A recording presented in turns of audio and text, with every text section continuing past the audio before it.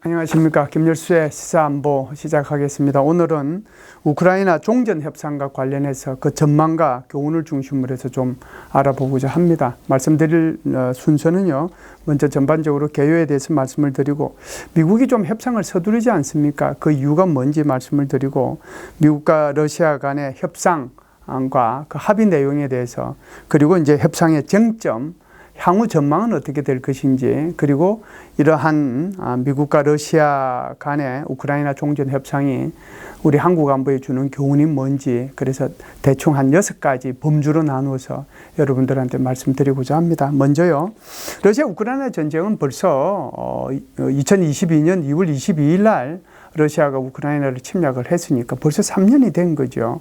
그 3년이 지나오면서 러시아는 동부 돈바스 지역부터 크림반도 이르기까지 우크라이나 영토의 약 20%를 점령한 상태고요. 우크라이나는 러시아 영토죠. 러시아의 쿠르스크 주의 일부를 지금 점령한 상태인데, 아마 처음에는 서울 면적의 한 2배 정도 점령했다가 지금은 서울 면적 정도를 계속해서 확보하고 있는 것 같습니다. 그래서 이게 뭐 금방 우크라이나 군들이 쿠르스크 주에서 추출될 줄 알았지만 지금까지 그 우크라이나가 버티고 있는 거거든요. 그래서 트럼프 대통령은 사실상 대통령 후보 시절부터 자기가 대통령 되면 24시간 안에 여기에 종전을 하겠다 이렇게까지 했는데, 그나마 이제 한 달이 돼서 종전을 위해서 러시아와 우크라이나가 자리를 마주했다는 그 자체가 굉장히 의미가 있는 것 같습니다. 사실은 지난 10일이죠. 트럼프 대통령이 푸틴 대통령한테 직접 전화를 했습니다. 그래서 무려 90분 동안 전화를 통했거든요. 사실상 모든 일들이 우리가 일상생활에서도 그렇고 비즈니스 관계도 그렇지만 모든 일이 술술 풀리면 이걸 90분간 왜 전화 통하겠습니까? 통상 5분, 뭐 길어봤자 2, 3분, 남자들 같은 1, 2분 이 정도 하면 다 끝나잖아요. 그런데도 이 국가 간의 문제인데도 이게 90분간 통했다라고 하는 것은 그만큼 이견이 많았습니다. 그럼에도 불구하고 이 양국 간의 외무부 장관을 단장으로 하는 이런 협의를 하자라고 합의를 했고요. 리야드에서 회담이 진행이 됐습니다. 그래서 가능하면 트럼프 대통령은 2월 말 이전이라도 푸틴 대통령과 정상회담을 했으면 좋겠다라고 희망을 나타냈고요. 또 종전은 이번 부활절이죠. 4월 20일입니다. 그 이전에 이렇게 종전이 되었으면 좋겠다는 그런 희망을 나타내기는 했습니다. 그렇다라고 하면 미국이 왜 이렇게 서두를까요? 이것은 미국의 큰 그림, 소위 말하는 세계 전략을 우리가 한번 이해할 필요가 있습니다. 이것을 이해해야 트럼프 대통령이 이 우크라이나 전쟁을 빨리 종전시키려고 이렇게 서두른지를 알 수 있어요. 지금 여러분들이 아시다시피 미국과 중국 간의 패권 전쟁은 한 20년째 지금 지속이 되고 있지 않습니까? 그럼에도 불구하고 미국이 모든 역량을 동원해서 중국을 견제하고 있지는 못하는 상황이거든요. 게다가 지금 러시아하고 중국 간은 거의 밀월 관계를 형성하고 있지 않습니까? 러시아의 푸틴 대통령도 그렇고 중국의 시진핑 주석도 그렇고 둘 다 스트롱맨들인데 그 스트롱맨끼리 아주 합해가지고 오히려 지금 미국에 대항하고 있는 상황이거든요. 그렇다라고 하면은 미국의 입장에서 이를 좀 분리시킬 필요가 있다라고 생각을 하는 거죠. 우리가 과거의 냉전 시대로 한번 돌아가 보겠습니다. 냉전 시대는 미국이 자유민주주의 국가의 대표자였고, 그리고 이제 중국과 러시아가 공산주의 국가로서 미국과 대항하고 있었잖아요. 여기에 이제 굉장히 미국 혼자서 이것을 감당하기에 벅찼기 때문에 어떻게 하면은 그때 당시에 이제 구소련이죠. 구소련과 중국을 분리시킬 것인가라고 고민을 많이 했고요. 닉슨 대통령이 소위 말해서 키신저를 통해 가지고 비밀 회담을 하고 나중에는 국교 정상화까지 함으로써 중국을 자기 편으로 끌어들였잖아요. 그런데 지금은 트럼프 대통령이 이제는 반대로 하는 거죠. 지금의 패권에 도전하는 국가는 이제는 러시아가 아니라 중국이잖아요. 중국의 이러한 패권을 위한 노력이 자신을 위협하지 못하도록 이렇게 러시아하고 중국하고 밀월 관계인데 이 러시아를 이제 좀 분리시킬 필요가 있는 거거든요. 그래서 빨리 러시아 우크라이나 전쟁을 이렇게 마무리하고 중국에 올인하겠다라고 하는 그런 대전략적 차원에서 이런 미국이 종전을 서두르고 있다. 이걸 이제 그냥 거기에 한자로 제가 표시를 해놨죠. 열러항중, 그러니까 러시아와 연대해서 그리고 중국에 대항한다는 그런 뜻이 되겠습니다. 그러면은 세 번째입니다. 미러 협상 및 합의 내용에 대해서 좀 말씀을 드릴 텐데요. 하고 많은 그 장소 중에서 왜 하필 사우디아라비아가 선택이 되었을까요? 정상회담을 하게 되면 통상 스위스의 제네바, 스위스가 중립국가니까요. 거기서 주로 많이 하거든요. 그런데 이제 거기를 안 하고 이렇게 사우디아라비아를 택한 이유가 스위스 같은 경우가 결국은 러시아가 우크라이나를 침공했기 때문에 러시아하고 스위스의 관계가 안 좋습니다. 그러다 보니까 이제 거기를 선택하지 못하는 그런 면이 하나 있고요. 또 하나는 이제 사우디아라비아가 이게 러시아하고 또 미국하고 굉장히 그 사이가 좋다라고 하는 그런 차원에서 이제 사우디아라비아가 선택이 됐다고 볼 수가 있습니다. 특히 사우디아라비아는 러시아하고 우크라이나 간에 전쟁 포로들이 많이 생겼지 않습니까? 그 전쟁 포로를 교환하는 데 있어서 아주 중재자 역할을 했고요. 또 3년 넘도록 러시아에 구금되었던 미국인 교사가 있습니다. 마크 포겔이라고 하는 사람인데요. 이 사람을 러시아가 최근에 석방을 해줬거든요. 이 석방에 결정적인 역할을 한 것이 바로 사우디아라비아예요.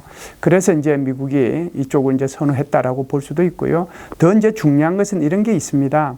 이번 같은 경우에는 그 외교부 장관, 그러니까 국무부 장관끼리의 회담이긴 하지만 이것이 이제 잘 되고 나면 다음에는 미국과 러시아 간의 정상회담이 있을 수 있잖아요. 그 정상회담을 결국은 사우디아라비아에서 할 거란 말이죠. 그렇다라고 하면 이게 지금 푸틴 대통령 같은 경우에는 국제행사재판소 ICC죠. 인터내셔널 크리미널 코트라고 하는데 거기에 제소가 돼 있거든요. 그래서 ICC 회원국은 이 제소되어 있는 푸틴 대통령을 체포해야 될 그런 의무가 있어요. 그런데 사우디아라비아는 ICC에 가입을 안 했습니다. 그렇기 때문에 사우디아라비아에 푸틴이 방문을 하더라도 체포할 의무가 없거든요. 그런 차원에서 이 사우디가 이런 회담 장소로 선정이 됐다 이렇게 볼 수가 있습니다. 미국 같은 경우는 최고위급들이 이제 회담에 참석을 했죠. 루비오 국무부 장관이 이스라엘 방문을 거쳐서 사우디아라비아에 도착을 해서 여기 합류를 했고요. 왈처 국가안보보좌관이 참여를 했습니다. 물론 이제 실무자는 중동 특사죠. 여기 백악관에 있는 중동 특사인 위크코프가 여기에 참석을 했습니다. 러시아는 이제 여기에 대응하는 수단으로서 외무부 장관 라바로프가 참여를 했고요. 크렘린 외교보좌관이죠. 우사코프가 여기 참여를 했습니다. 그러니까 2대2 회담을 사우디아라비아의 중재로 회담이 열렸는데 무려 4시간 30분 동안 회담이 진행이 되어 있습니다. 굉장히 인텐시브하게 회담이 진행이 됐고 굉장히 다양한 분야에서 논쟁이 있었다라고 하는 것을 알 수가 있습니다. 어찌됐든 합의된 내용이 발표가 되었는데요. 그 내용은 크게 4가지입니다. 뭐냐? 첫 번째는 종전 협의는 계속해서 지속한다. 라고 하는 거고요. 두 번째는 이 종전 협의를 하기 위해서는 양국의 국무부 장관이나 외교부 장관이 계속 참석할 수가 없기 때문에 결국은 고위급 대표단을 임명을 한다라고 해서 그 고위급 대표단이 앞으로 여기 이제 협상에 참여를 하겠다라고 하는 거고요. 세 번째는 종전 이후에 우크라이나 재건에 서로 협력한다. 마지막으로 양국의 외교 공간 운영을 정상화한다라고 하는 건데요. 사실상 네 번째는 러시아 우크라이나 전쟁하고는 관계는 없습니다. 러시아 우크라이나 간에는 지난번 바이든 대통령이 있을 때 상호 외교 공간에 있는 외교관들을 간첩 혐의로 일부분 양쪽에서 다 추방을 했거든요. 그런 것들을 이제 정상화시키자 하는 그런 내용입니다. 그래서 4가지가 합의됐다라고 하는 거고요. 결국 이제 협상의 쟁점이 문제가 되지 않겠습니까? 그 협상의 쟁점은 크게 3가지가 있습니다. 첫 번째는 우크라이나를 나토에 가입시켜야 된다, 안 된다라고 하는 그런 쟁점이 하나 있고요. 두 번째는 러시아가 점령한 우크라이나 땅의 일부를 돌려줘야 된다, 안 된다 하는 문제가 하나 있고요. 세 번째는 만일에 현 접촉선, 그러니까 동부 돈바스 지역으로부터 크림반도에 이르는 1200km에 이르는 이 접촉선을 연해서 평화유지군이 만일 가게 된다면 그 평화유지군의 이 유럽 군대 또는 나토 군대가 평화유지군의 일원으로 거기에 참여한다, 할 수 있다, 안 된다. 요게 이제 쟁점이죠. 이 3가지 쟁점이 어느 정도는 논의가 됐을 거라고 생각을 합니다. 5번째 주제로 향후 전망에 대해서 말씀을 드리도록 하겠습니다. 사실상 이게 당사자가 빠졌잖아요. 러시아 우크라이나 전쟁인데 그 당사자는 누굽니까? 미국은 물론 우크라이나를 지원해 줬어요. 결국은 당사자는 이제 이 우크라이나인데 우크라이나가 지금 강력하게 반발을 하고 있죠.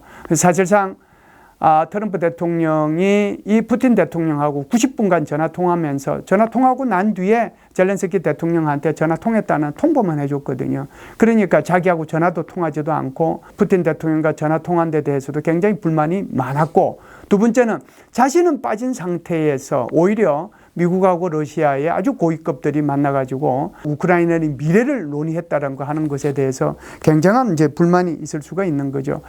그렇기 때문에 이 젤렌스키 대통령은 원래 그러니까 아랍에미리트에 거쳐서 그리고 터키를 거쳐가지고 사우디아라비아로 방문하도록 돼 있었습니다. 그런데 그것을 전격적으로 취소했거든요. 그만큼 미국에 대한 불만을 이렇게 드러냈다라고 볼 수가 있습니다. 그렇다라고 하면 미국은 왜 그러면은 우크라이나를 빼고 러시아하고 둘이서만 이렇게 협상을 하게 되었을까요? 이것은 켈로그 특사죠. 육군 중장 출신이고 미국 우선주의 정책연구소의 사무총장을 했던 사람입니다.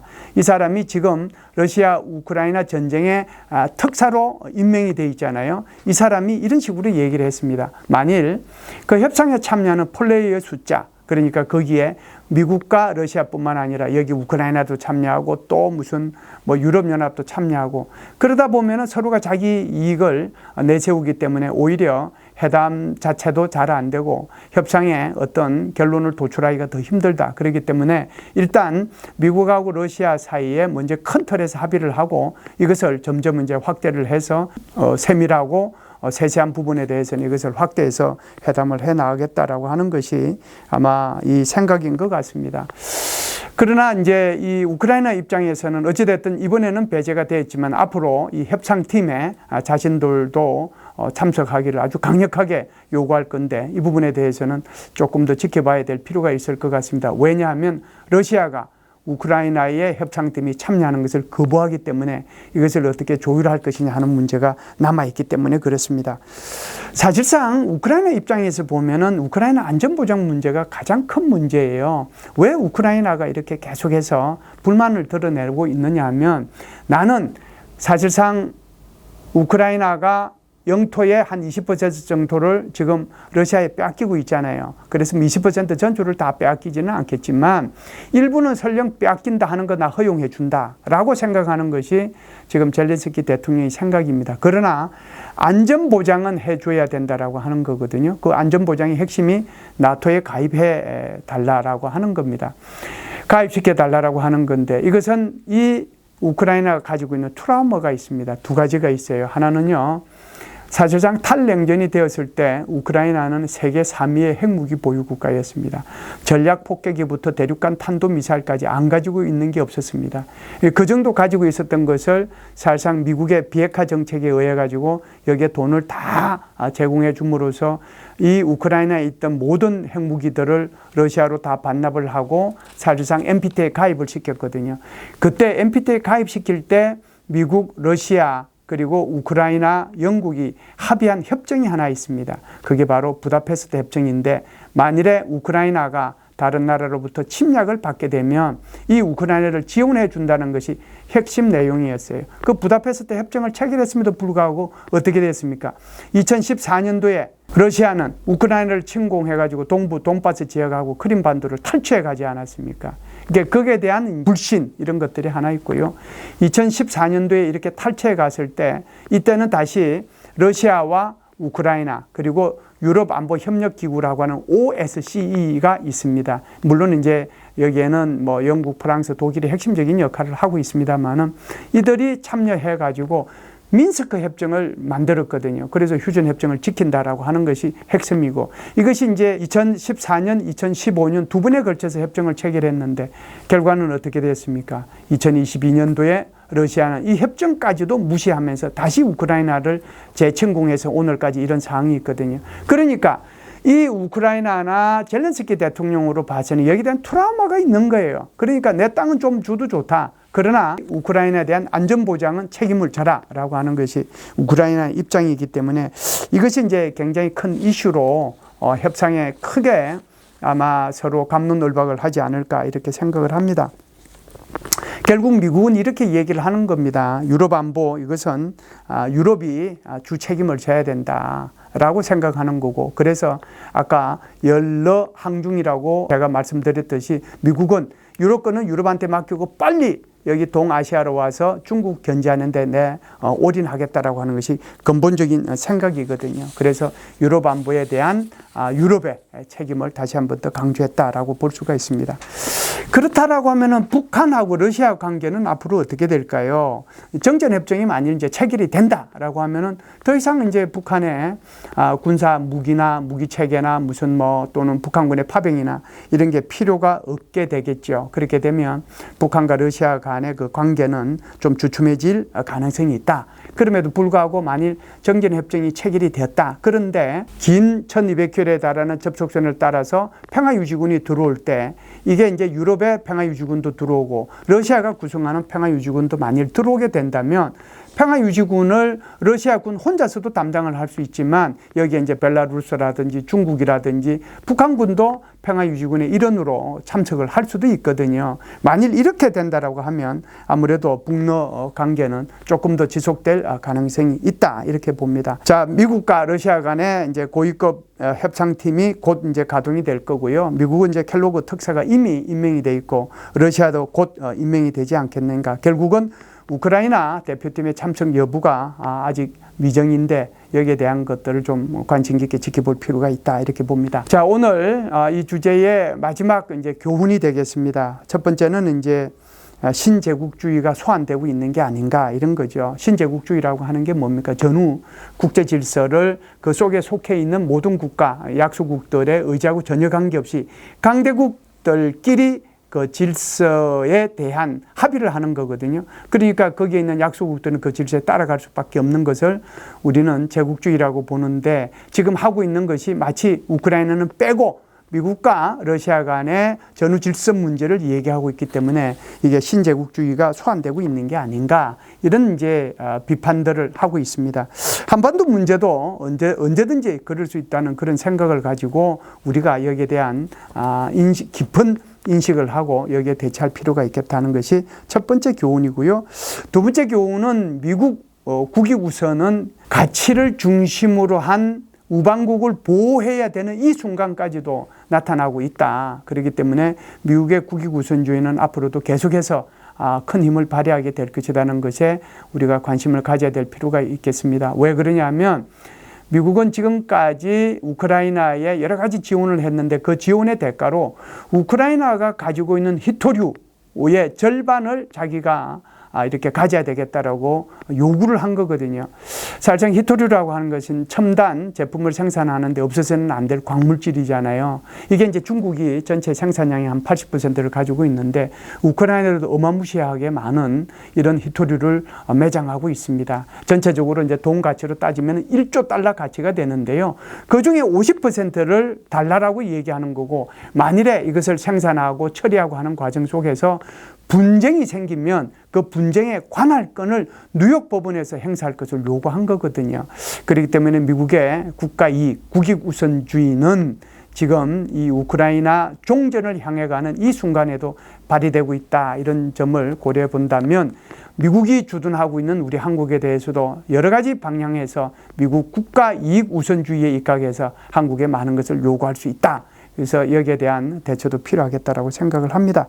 세 번째 말씀드릴 것은요, 만일 러시아하고 우크라이나 또는 이제 미국 이렇게 해서 정전협정이 양자간이든 삼자간이든 체결이 되면은요, 미국은 이제 본격적으로 북미 회담에 집중할 가능성이 있게 됩니다. 사실상 지금은 이제 러시아라고 하는 뒷배가 있기 때문에 이제 북한이 제법 큰 소리도 치고 하지만 만일에 이제 정전협정이 체결이 되고 러시아에서 북한군이 철군하고 더 이상 이제 무기를 판매할 데가 없으면은 어떻게 보면은 북한은 이제 낙동강 오리알이 될 수도 있는 거거든요. 그렇게 되면 미국이 북미 이 협상에서 굉장히 주도권을 가질 수 있지 않겠는가 하는 그런 생각을 합니다.